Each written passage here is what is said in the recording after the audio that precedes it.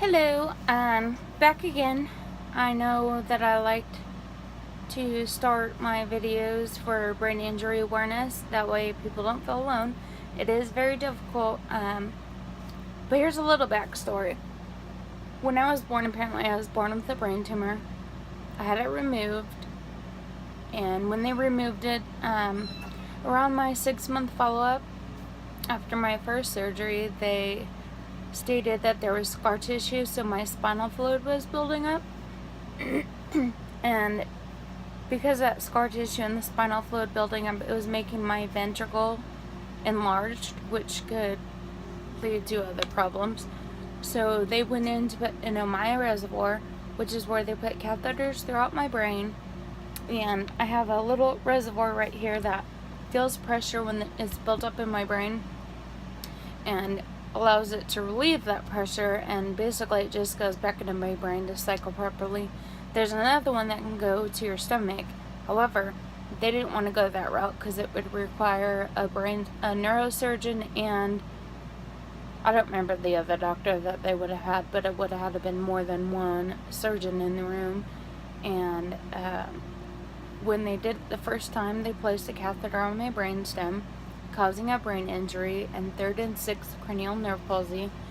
My eyelid doesn't open up all the way, and my eyes don't communicate because my left eye is limited as to how far it actually moves. So a lot of times I have to wear an eye patch because my double vision is pretty bad due to the eyes not communicating and one looking straight up and one looking straight out. I don't have any control on where it's going. They do not move separately. However, they do not move together.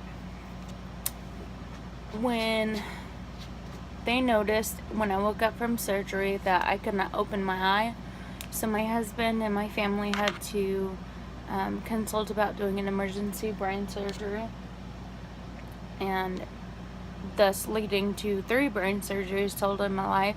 During my first one, I had a stroke in my optical nerve, causing some peripheral damage.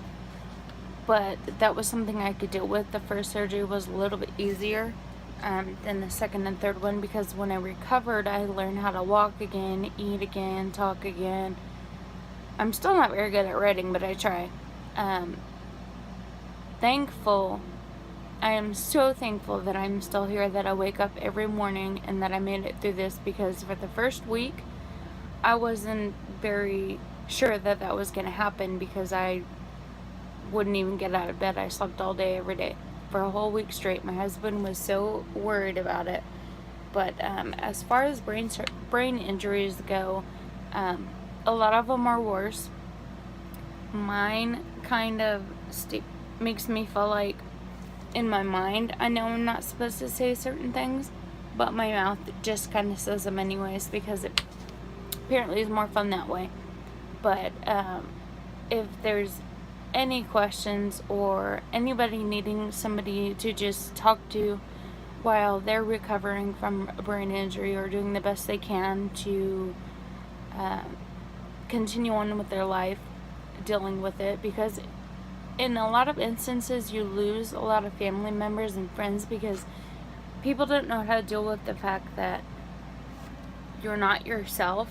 I still feel like myself. I still feel like I am myself, but there are certain things that I'm limited in doing.